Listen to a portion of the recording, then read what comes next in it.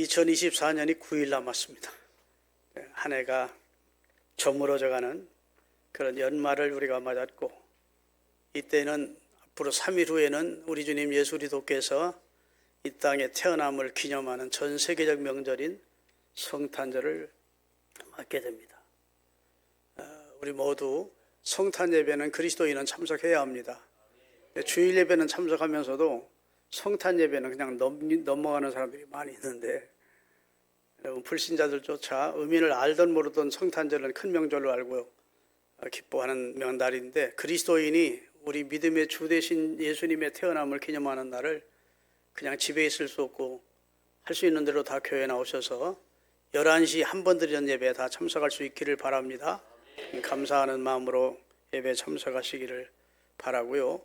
그 다음에 이제 다음 주가 마지막 송년주일이고, 그 다음 주 되기 전 신년 감사 예배를 드리기 전에 송구 영신 예배가 있습니다. 첫 것을 기뻐하시는 하나님 앞에 새해 첫 시간, 첫 마음, 첫 예배를 하나님께 드리면서 하나님의 말씀을 받고 한 해 동안 믿음으로 살기로 결단하는 그런 축복된 예배를 드리는 한밤중에 드리는 예배입니다. 송구 영신 예배에 다 참석해서 하나님 앞에 예배 드리십시다. 그리고 한 해를 시작하면서 신년 축복성회를 하면서 한 해를 맞도록, 그래서 연말 연시에 교회가 은혜로운 행사를 많이 가지게 됐으니까 교회 따로 나 따로 하지 마시고, 내가 양주시는 교회 일원이 됐으니 내가 교회 벌어둔 프로그램에 적극적으로 참여해서 은혜를 받고 하나님 앞에 바로 세워지는 나를 위한 그런 시간인 줄 알고 최선을 다해서 동참하실 수 있기를 부탁드립니다. 오늘 설교의 제목은 우리 주 예수 그리스도입니다.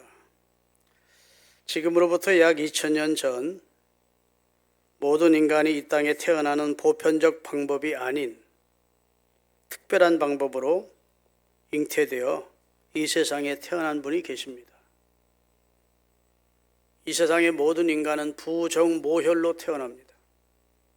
그러나 예수님은 남자를 가까이 한 적이 없는, 동침한 적이 없는 동정녀인 마리아를 성령의 권능으로 잉태시켜서 죄와 상관이 없는, 죄와 전혀 죄의 DNA를 같이 하는 몸으로 이 세상에 오시기 위하여 그런 방법으로 이 세상에 오셨습니다. 지금은 과학이 발달해서 여성의 난자, 짐승의 난자만 가지고도 생명을 복제해서 만들어내는 시대를 우리가 살고 있습니다. 그러니까 옛날에는 공부 좀 했다는 사람들이 어떻게 동정녀가 아기를 낳아? 말도 안 되는 소리. 기독교는 처음부터 거짓말로 시작해. 그리고 동정녀 탄생을 믿지 않았는데, 하나님이 만드신 인간도 이제는 여성의 난자만 가지고도 생명을 만들어내는 시대를 우리가 살고 있습니다. 아멘 안 하시네? 복제 양, 복제 돼지, 복제 강아지 다 만들어내고 있어요. 사람도 만들어낼 수 있습니다. 그런데 세계가 그렇게 하지는 못하게 막고 있는 겁니다. 그랬다가는 어떤 사회가 될지 모르니까, 그러니까 쪽방만한 인간, 두뇌를 가진 인간도 하는 일을 하나님 왜 못하시겠어? 하나님이 얼마든지 동정녀였던 마리아를 성령의 권능으로 그에게 임하셔서 예수 그리스도를 잉태케 하셨다고요. 그래서 우리가 신앙 고백을 할 때 그는 동정녀 마리아를 통해서 태어나시고 잉태되시고 그리고 마리아에게 나셨다는 동정녀라는 것을 강조하는 겁니다. 아직도 고개를 갸우뚱거리면서 아무리 그래도 그건 안 믿어진다 그러는 분들이 있는데, 예수를 믿으려면 성경을 믿어야 됩니다. 자꾸 내 인간의 한계에 그리고 지식 경험에 의지해서 신앙생활을 하겠다고 그러면 여러분은 절대로 선을 못 넘습니다. 주님이 기뻐하는 믿음의 선을 넘지를 못하고 항상 거기서 주저앉는 거예요. 그러니까 하나님의 말씀이면 하나님에게 가능했다, 하나님은 하실 수 있다 라고 생각하고 믿음을 가지시기를 바랍니다.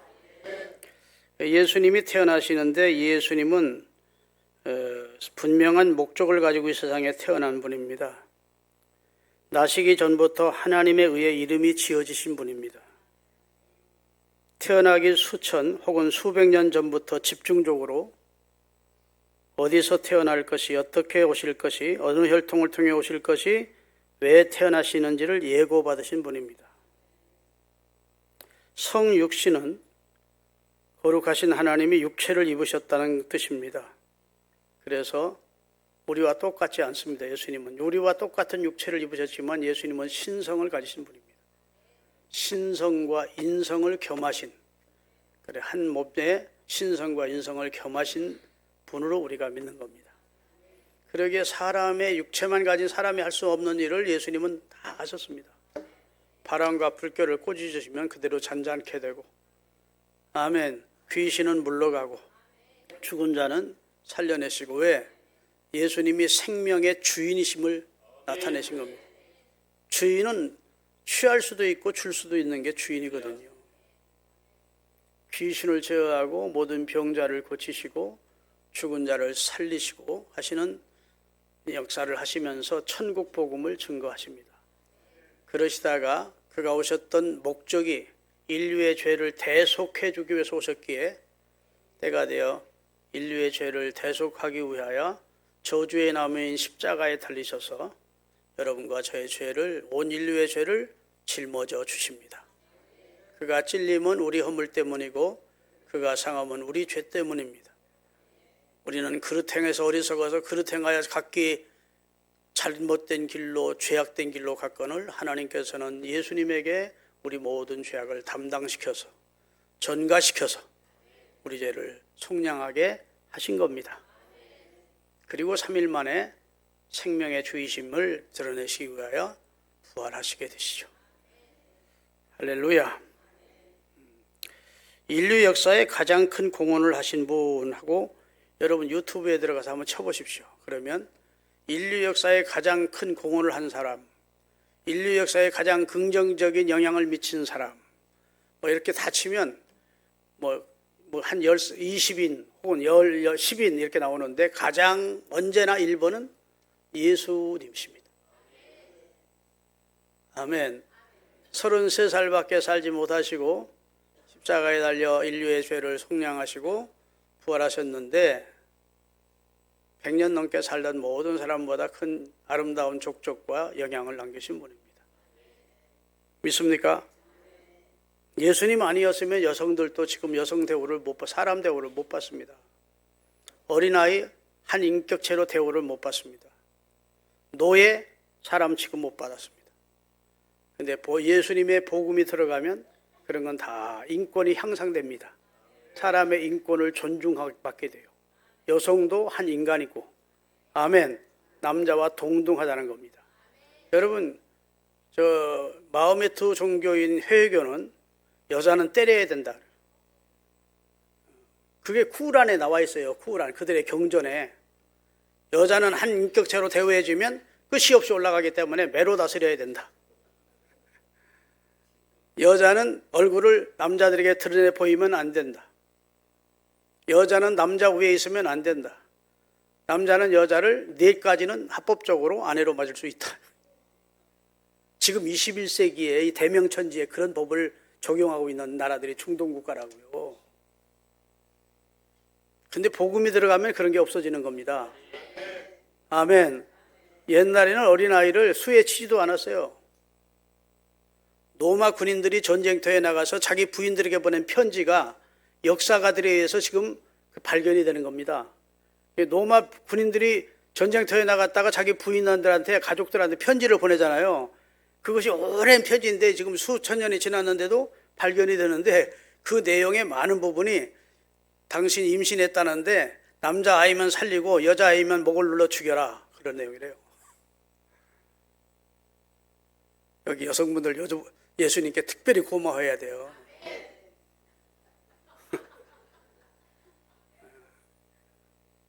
여러분, 옛날에는 노예제도가 없는 나라가 없었습니다. 노예는 한인격으로 대접을 못 받았습니다. 짐승 취급받았습니다. 그런데 예수님은 개혁을 하신 겁니다. 야, 노예제도는 불법한 제도야. 그러니까 노예들이 다 일어나서 주인들과 싸워가지고 너희 권리를 찾으라. 예수님은 그런 가르침을 하지 않습니다. 주인들에게 뭐라고 말합니까? 종인 오네시모도 내 형제다. 아멘. 형제다. 아멘. 같은 하나님의 형상을 담은 형제라는 겁니다. 그래서 예수님을 믿게 되면 아무리 노예라고 하지 않고 그리스도 안에서 우리 형제라는 거예요. 우리나라의 승동교회가 저 파고다 공원 옆에 있는데 제일 먼저 장로된 사람이 백아무개라는 분입니다. 옛날에 백정은 가장 천시받던 지금. 지금부터 140년 전에 교회가 세워졌는데 백정이 1호 장로가 됐습니다. 그건 놀라운 사건입니다. 그 당시 이시조전에 그 왕의 친척인 분이 먼저 교회를 나갔는데 그 백정을 전도한 겁니다. 자네도 교회 나오게. 아유, 제가 어떻게 합니까? 교회, 예수님은 누구나 다 받아들인다네. 사람은 다 똑같다네. 선교사님이 그래서 사람은 다 하나님 앞에 같은 형상 안에 똑같은 존재라니까 자네도 교회 나오게. 그 교회 나온 거예요. 그러니까 일부 양반들이 어떻게 백정놈하고 같이 예배를 드리네 해가지고 교회가 쪼개졌었어요. 종로통을 중심으로 저쪽으로 하는 양반만 모이는 교회. 이 쌍놈도 괜찮다. 같이 인정하자 하고 모인 교회가 갈라졌다가 저쪽 교회가 문 닫고 이쪽으로 다시 왔어. 지금 설교가 다른 방향으로 가는데 하나님께서는 예수 그리스도를 통해서 우리 모든 인류에게 진정한 개혁을 주신 겁니다. 그래서 진짜 민주주의가 되는 나라들은 기독교 국가입니다. 할렐루야. 민주주의가 기독교가 들어가면 독재 못해요. 다 깨어난 사람들이기 때문에. 믿습니까? 공산주의 못해요. 공산주의의 이론 가운데 하나가 무신론을 주장합니다. 그러니 기독교인들이 인정합니까? 생명 걸고 싸워서 결국은 공산주의 못합니다. 여러분 세계 여행을 다녀보면 우뚝우뚝 하나님의 교회가 세워져 있는 모든 나라들은 다 따라합시다. 자기 하나님을 자기 하나님으로 삼는 민족은 복이 있도다. 기독교를 먼저 받아들인 나라들이 다 복 받았습니다. 세계의 역사를 선도하고 있고 믿습니까? 문명한 국가가 됐고 지성의 나라가 됐고 신사의 나라가 되는 것이죠. 믿습니까? 예수님은 책 한 권 쓰신 일이 없지만 그분에 관한 책이 세계 수만 서점에 꽉꽉 차 있습니다. 예수님은 노래 하나 작곡한 적이 없지만 그분을 높이는 노래가 지금도 계속 만들어지고 있고 수백만 곡이 만들어졌습니다. 예수님을 높이는 작사가들의 작사와 예수님을 높이는 노래를 만들기 위한 작곡가들의 작곡과 예수님을 높이는 음악 연주자들과 예수님을 높이는 성악가들이 지금도 계속해서 주를 높이는 찬양을 만들어내고 있고 주를 찬양하고 있습니다. 할렐루야. 예수님은 학교를 세운 적이 없지만 예수님처럼 제자가 많은 선생님은 없습니다. 아멘. 우리 모두는 예수님의 제자예요. 모든 족속으로 제자를 삼아 아버지와 아들과 성령의 이름으로 세례를 주라고. 우리는 우리 선생 예수님을 배우는 사람들이고. 할렐루야. 그것도 모자라서 각 나라마다 기독교 대학들이, 기독교 고등학교들, 기독교 중학교가 헤아릴 수 없이 전 세계에 많이 지어져 있습니다. 거기서 예수 그리스도를 가르치는 겁니다. 성경을 가르치는 겁니다. 예수님은 학교를 직접 세우지는 않았지만 예수님의 이름으로 학교들이 세워지는 겁니다. 예수님을 전하고 가르치는 학교들로 이 세계는 가득 차 있습니다. 믿습니까? 여러분, 예수님은 총 한 번 쏘지 않고 세계를 점령했어요.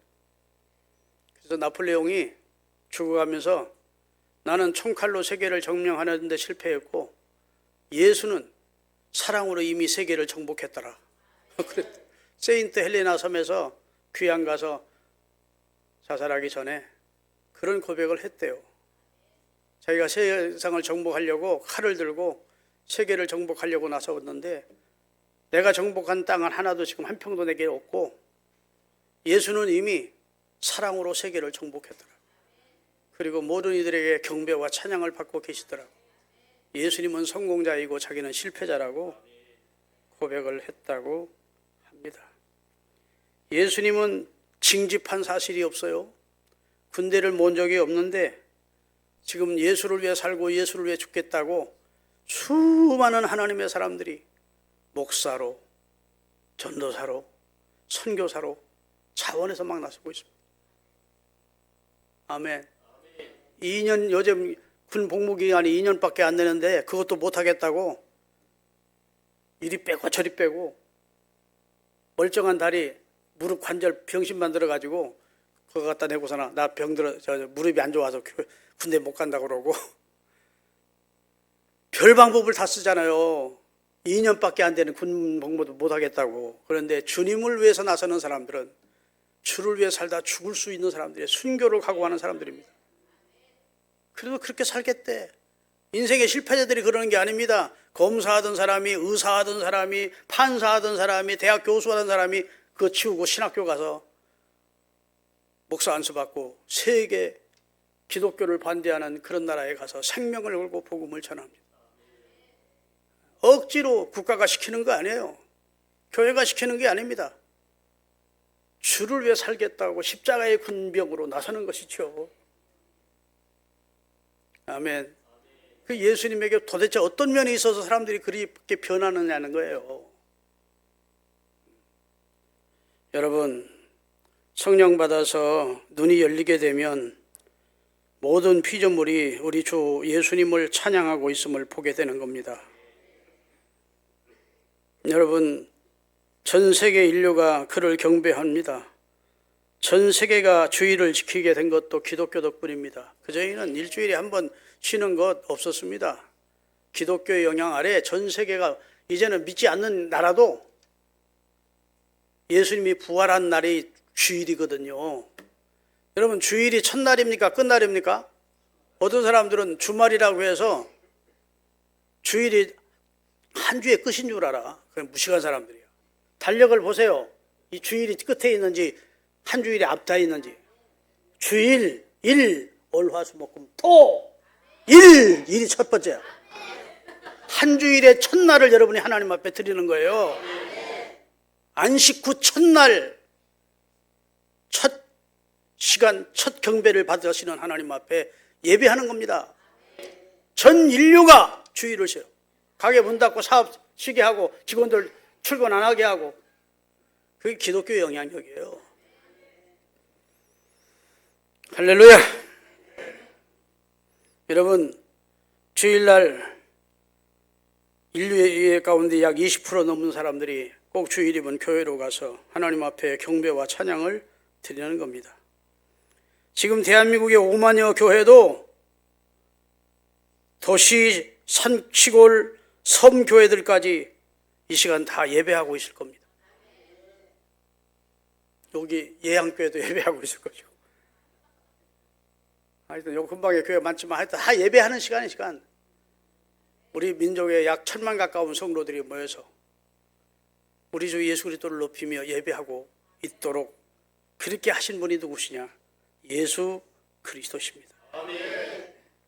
할렐루야. 그래서 이 지상에서만 예배를 드리느냐? 요한계시록에 보니까 만왕의 왕 예수 그리스도와 보좌에 앉으신 하나님께 하늘의 천군과 천사들과 구원받은 성도와 네 영물과 24장로가 예배하고 있더라는 거예요. 지상에 구원받은 성도만 예배드리는 것이 아니고 천상 이미 구원받은 성도와 하늘의 영물들이 우리 주님을 예배하고 있다는 사실을 아셔야 됩니다. 예수님은 그만큼 위대하신 하나님의 아들이십니다.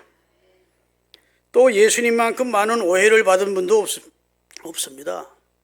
예수님이 복음이 들어가는 곳에는 이해하지 못하는 사람들에 의해서 엄청난 핍박을 받았습니다. 바울도 예수님을 주로 믿기 전에는 예수를 믿는 자를 연병에 걸린 자라고 생각했습니다. 다시 말해서 전염병을 퍼뜨리는 자라고 생각했다고요. 그리고 예수를 믿는 자를 잡아 가두고 죽이는 선봉에 섰었습니다. 여러분, 그러나 예수님을 바울이 만난 후에 그는 변화가 됐습니다. 하나님의 아들이 아들이라는 사실을 알게 됐고 예수님이 구원자이라는 사실을 알게 됐고 일평생 그분을 위해 헌신하는 하나님의 사도가 되었습니다. 여러분, 예수님은 진리 자체이십니다. 예수님의 말씀은 다 사실입니다. 할렐루야! 예수님은 하늘에서 온 자이고 사명을 감당하시고 하늘로 먼저 가신 자입니다. 하나님께서 인류에게 주신 숙제가 있습니다. 모든 인류에게 주신 숙제. 하나님이 보낸 하나님의 아들 예수 그리스도를 구주로 믿으라는 겁니다. 내가 너희 모든 인간들의 죄를 그에게 담당시켰으니 그가 너의 구주가 된다는 사실을 네가 마음으로 믿고 입으로 시인하면 너를 구원해 주겠다는 약속입니다. 이게 하나님께서 우리 인류에게 주신 숙제예요. 믿어야 구원을 받습니다. 그것이 구원받는 유일한 통로입니다. 믿어야 구원을 받는데 하나님이 아무개를 지금 구원해 주기를 원하는데 끝까지 믿지 않으면 어떡할까요? 하나님이 포기하지 않고 그 사람을 깨트리십니다. 하나님이 그 사람을 구원하는 작업을 하십니다. 꼬꾸라뜨리십니다. 인생의 실패를 맛보게 하십니다. 병에 걸려서 인생의 나약함을 깨닫게 하십니다. 하여튼 그를 다루시는 겁니다. 그를 다루셔서 그의 교만과 아직과 그리고 그 강팍함을 무너뜨리시고 예수 그리스도가 주되심을 받아들일 수 있도록 그를 만들어서 그를 선택받은 구원받은 자의 무리에 가입시키는 겁니다. 여러분도 저도 그래서 예수를 믿게 된 것입니다. 할렐루야. 믿지 않으면 멸망인데 아무개는 구원해 주고 싶어서 하나님이 영생을 주시기로 작정한 사람인데 믿지 않으니까 하나님의 방법을 내신 것이죠. 깨트려야 되겠다. 깨우쳐줘야 되겠다. 고난의 풀무불 속에 넣어서 그 강팍한 마음을 깨트리고 교만한 마음을 녹여야 되겠다. 그렇게 마음먹고 하나님이 작업을 하시면 인간은 깨집니다. 그렇게 오만하고 교만하고 예수 예자도 싫어하고 십자가만 봐도 기분 나쁘다고 하는 사람들도 다 항복하고 돌아와. 그저께 어떤 분이 간증을 내가 읽었는데요. 자기가 이사를 했대요. 자기 부인이 방을 얻어서. 그래서 창문을 딱 열어보더니 교회 십자가가 딱 보이더래. 요 앞에 아파트 같았던가 봐. 육두문자를 쓰면서 그러면서 자기 부인한테 해필이면 교회 앞에다 아파트를 얻었냐고 막 욕을 해댔대. 그럴 정도로 교회가 싫고 십자가가 싫었대. 그런데 자기 아버지도 어머니도 예수를 안 믿던 분이 어느 날 올라오더니 야, 우리 식구들 다 교회 나가자. 나는 지금 시골에서 교회를 나가고 있다 그러더래요. 그게 무슨 소리예요, 아버지? 저는 안 나갑니다. 야, 그러지 말고 교회를 나가야 돼. 교회 나가니까 너무 좋더라. 인생이 무엇인지를 알게 됐다. 그러면 교회를 나가신다고. 자기는 안 나가겠다니까 며느리한테 너라도 나가라. 그러니까 또 며느리가 나가더래. 아니, 그래가지고 어떻게 하다 보다 본인도 나가게 됐대요. 이거 다 얘기하려면 설교 길어서 안 돼. 그런데 예수님이 그렇게 귀하신 분이고 좋은 분이고 위대하신 분인 줄을 나중에 알게 돼요. 내게 좀 더 일찍 예수님을 전해주는 자가 있었더라면 얼마나 좋았을고. 그게 늘 아쉬웠대. 좀 일찍. 그러면서 예수님의 참맛을 알게 되더라고. 좀 얘기가 긴데요. 곡절이 많이 겪은 거야. 그냥 막 하나님이 꼬꾸라뜨리고 막 그래서 직장에서 막 쫓겨나고 이런 과정을 다 거친 다음에 이제 손들고 부인 권면 따라서 교회 나갔다가 성령을 받은 거예요. 주님을 만나게 된 거예요. 변화돼서 완전히 주님이 주시는 참된 행복과 기쁨을 맛보면서 살아가고 있더라고요. 여러분, 하나님은 결과적으로 우리를 선택받은 백성은 구원받게 하십니다. 강남에서 큰 교회를 목회하시는 목사님이 교육자들이 모인 자리에 와서 한번 세미나를 하시는데 이런 얘기를 하더라고요. 자기 교회에 아주 잘 나가던 형제 한 분이 있었대요. 이름 되면 다 아는 사람이래요. 그런데 어떤 사건에 연루가 돼서 감옥에 들어갔대요. 1년 6개월 동안 감옥살이를 하고 그리고 교회를 출석했더래요. 헬스 개지 몸으로. 그래, 형제님 고생 많으셨지요? 그랬더니 예, 고생은 좀 했지요, 목사님. 그런데 참 많은 걸 배웠습니다. 뭘 배우셨는데요? 세상이 헛되다는 걸 배웠습니다.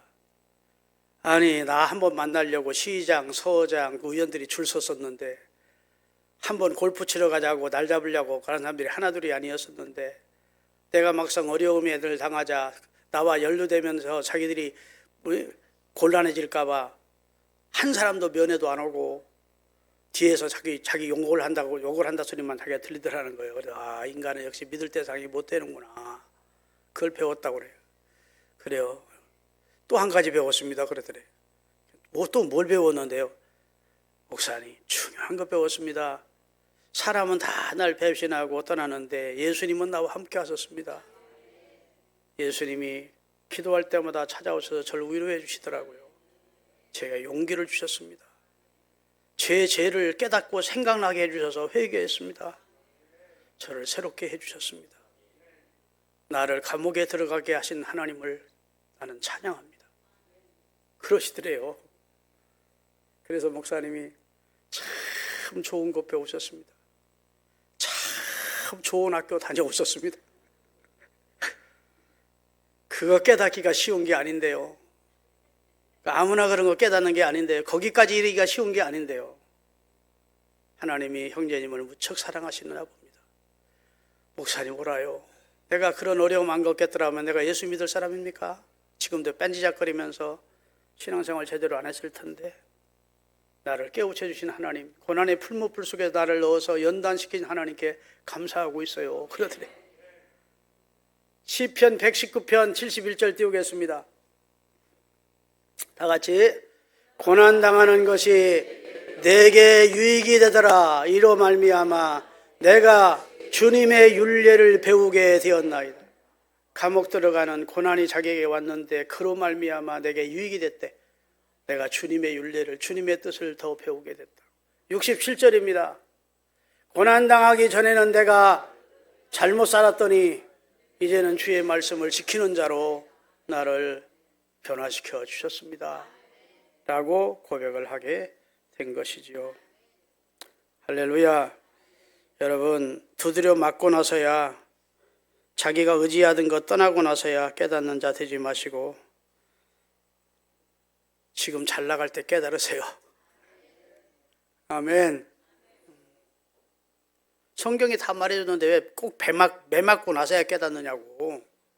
성경은 잘 나갈 때도 하나님의 은혜인 줄 알라고, 겸손하라고, 감사하라고, 충성하라고. 아멘. 잘 나갈 때 더 하나님의 은혜에 찬송하며 살라고 가르쳐 주셨는데 굳이 인간은 꼭 매 맞고 나서야 깨닫거든. 그 인간의 완악함이고 어리석음이에요. 여러분, 우리가 진정 믿을 분은 예수님이십니다. 이 세상 모든 사람이 날 떠나도 끝까지 함께해 주실 분은 예수님이십니다. 내세 그리고 죽음 건너까지 나와 함께해 주실 분이 예수님이세요. 예수님을 왕으로, 예수님을 주인으로 모시기를 바랍니다. 주님을 손님 대접하지 마세요. 주님을 주인으로 모셔야 돼요. 내 삶의 주인으로 왕으로 모십니다. 여러분의 삶의 핸들을 예수님께 맡겨드리셔야 됩니다. 위태할 때, 어려울 때 좀 도와달라고, 조금 밀어달라고 그런 때만 예수님을 찾지 마시고 종부리듯 예수님을 하지 말라고 하시고. 요즘 성도들 가운데 이상한 사람들 많아요. 자기가 기도했다가 그거 이루어지지 않으면 신앙도 소용없네. 그리고 믿음을 포기하는 사람들이 많아. 따라합시다. 하나님은 내 소원을 이루어주는 종이 아니시다. 내 뒷바라지 해주시는 분이 아니에요. 나의 왕으로 나를 주장하기를 원하시는 분이에요. 그리고 궁극적으로 내게 유익을 주시는 분이에요. 그걸 믿으세요. 내 뜻대로 안 되는 것이 지내놓고 보면 내가 감사하다고 고백할 수 있도록 만들어주시는 분이 하나님이세요. 하나님을 종부리듯 하지 마세요. 하나님은 여러분과 저의 노예나 우리를 섬기는 그런 조수가 아니라고. 하나님이 나를 다스리도록 해야 돼요. 믿습니까? 여러분, 인간이 어리석음이, 인간의 교만이, 인간의 무지가 주님을 괄시하고 주님을 문 밖에 세워놓거든요. 주님을 없이 여기는 사람이 많습니다. 교회를 다닌다고 하면서도. 그러다가 큰 어려움, 고난 만나고 나서야 주님이 얼마나 소중한 분이고 지혜로운 분이고 높으신 분이고 귀한 분인지를 알게 되는 사람이 참 많습니다. 우리 교회는 망하고 나서 깨닫지 마시고 지금 잘 나갈 때 깨닫고 충성하고 헌신하고 겸손하십시다. 사랑하지만 하나님의 사랑보다 더 큰 사랑은 없어요. 세상에서 하나님의 사랑과 가장 비슷한 사랑을 찾자면 그게 어머니 사랑입니다. 부부가 아무리 사랑한다고 쪽쪽 빨고 키스하고 아이고 나 당신 내가 얼마나 사랑하는지 알지? 그래도 어떤 사람은 교도소 갔다 왔더니 마누라가 도망가고 없더래. 옆으로 나는 사랑은 위의 사랑이 진짜예요. 그래서 내리 사랑이라 하잖아. 어머니 사랑이, 어머니가 자식을 향한 사랑이 진짜예요. 자식이 부모를 사랑한다 해도 어머니가 자식을 사랑하는 것만큼 따라가려면 어림도 없습니다. 아버지, 엄마 중에 누가 더 자식을 사랑할까요? 엄마가 더 사랑하죠. 여기 토를 달 분이 있을지 모르지만 토 달지 마세요. 그게 사실이야. 엄마는 자기 피로 생명을 만들어. 아멘 안 하시네? 자기 피를 다 생명을 만들어요. 그리고 죽음을 각오하는 산통을 겪으면서 그 아이를 낳아. 아버지가 한 일 별로 없어. 아버지는 본능적으로 자식을 사랑하는 사랑은 있지만 진짜 사랑은 엄마가 자식을 사랑하는 거야. 근데 그 사랑보다 큰 사랑이 있대. 그게 아버지 하나님의 사랑이래. 하물며 사랑이야. 이게 하물며. 야, 자식이 떡을 달라는데 돌 줄 부모가 어디 있어? 자식이 생선 달라는데 뱀을 던져줄 사람이 어디 있어? 너 약한 부모라도 자식들에게는 줄 줄 아는데 하물며 사랑의 하나님이 너희에게 좋은 거 주지 않겠느냐? 밤낮 구하는데. 자, 마태복음 7장 11절로 확인하겠습니다. 너희가 악한 자라도 좋은 것으로 자식에게 줄 알거든. 여기 뭐예요? 하물며 사랑해. 하물며 하늘에 계신 너희 아버지께서 구하는 자에게 좋은 거 주지 않겠느냐? 마태복음 6장 33절, 6장 30절. 다 같이. 오늘 있다가 내일 아궁이에 던져지는 들풀도 하나님이 이렇게 입히시거든 하물며 선택받은 너희들을 내가 책임져 주지 않겠느냐? 누가복음 18장. 하물며 하나님께서 밤낮 부르짖는 택하신 자들의 기도를 들어주지 않겠느냐? 악한 재판관도 불의한 재판관도 하도 와서 억울한 일 당한 과부가 내 송사를 해결해 달라고 하니까 귀찮아서라도 해결해 주는데 그 악한 사람도 들어주는데 선하신 하나님이 너가 기도하면 안 들어주겠냐? 그러니까 인간의 어머니의 사랑보다 훨씬 초월적인 더 높은 위에 계신 사랑이 하나님의 사랑이라는 거예요. 그 사랑을 믿고 하물며를 확 기억하고 살아야 우리 하나님이 하물며 나를 사랑하시는 분인데 이렇게 믿고 가시기를 주님의 이름으로 축원합니다. 할렐루야. 자, 성경 분들 읽겠습니다. 빌립보서 2장 6절에서 11절이에요. 예수님이 어떤 분인지. 그는 근본 하나님의 본체다.